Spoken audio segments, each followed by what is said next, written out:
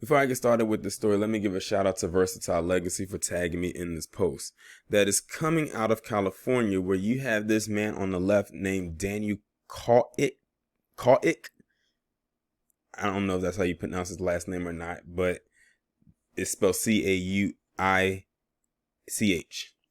who stabbed this 94-year-old woman to death. Her name is Ah Peng Taylor in San Francisco. Now, one thing that gets me is that when people do something like this to people who are up in age, you gotta think these individuals have seen so much throughout their lifetime and end up meeting their fate at the hands of a knife wielding scrub like you see in the picture next to her. Like, that's messed up.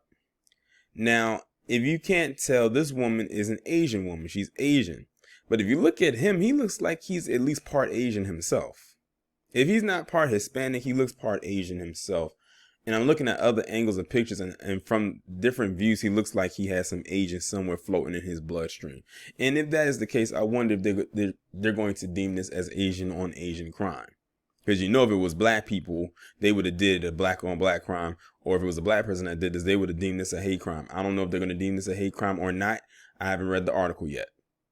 But it's some more information that surrounds around this person as well. But I'm going to let the article speak for itself. A California man who randomly stabbed a 94-year-old woman on Wednesday was released from jail before the unprovoked attack. So it sounds like to me she survived the attack. Daniel C, I'm going to say C because I can't pronounce his last name, age 35, was arrested 2 hours after allegedly stabbing Ah Peng Taylor multiple times in San Francisco. The victim's niece told KPIX that Taylor claimed bystanders did not stop to help her, but one witness did call 911. According to Taylor's family, the nonagenarian was stabbed through her wrist and suffered minor stab wounds in her torso. She was reportedly also struck in the head during Wednesday's attack. She is expected to survive.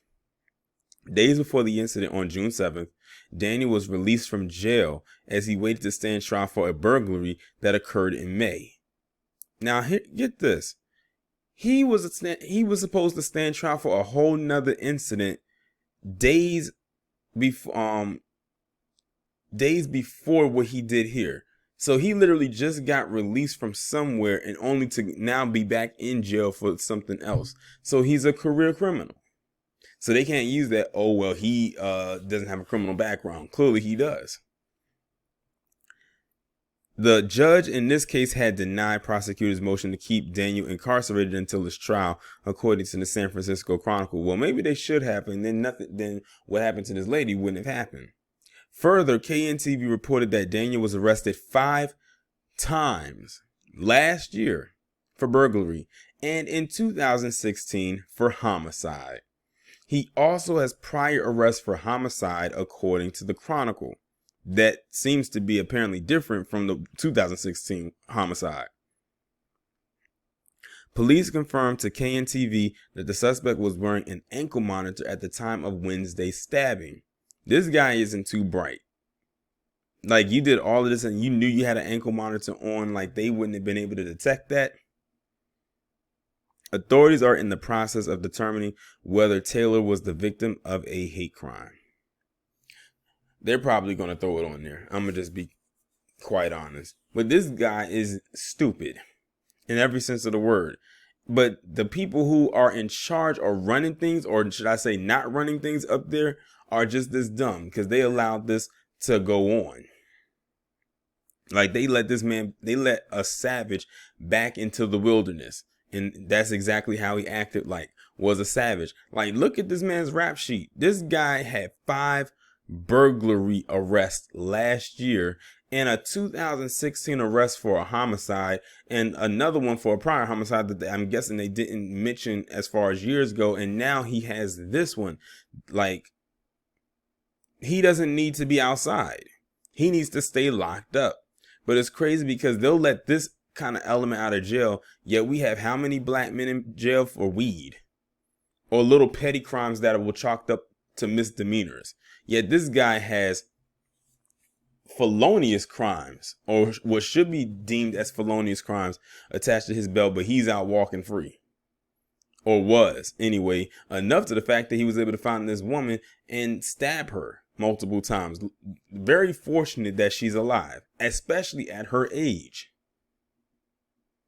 Now, I wonder if the Asian American media outlets are going to talk about this. Notice I said their outlets because, you know, they're the darlings of 2021, according to that new bill that got signed a couple months ago. But they probably won't because he's not the right type of person.